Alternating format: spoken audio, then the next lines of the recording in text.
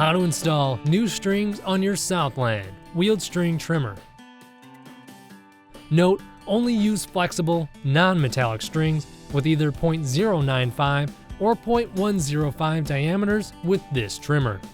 For installation of both .095 and .105 inch diameter strings, first stop the engine and remove the spark plug lead. Cut 2 lengths of new trimmer string to 16.5 inches long. Insert one end of the string into the side opening of the retainer. Route through the rear and out the opposite side of the opening.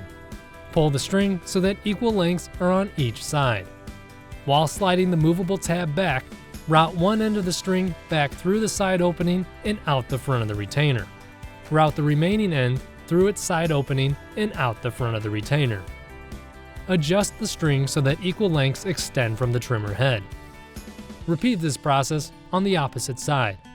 After the strings have been successfully attached, you can reconnect your spark plug lead and return to trimming with your Southland wheeled string trimmer.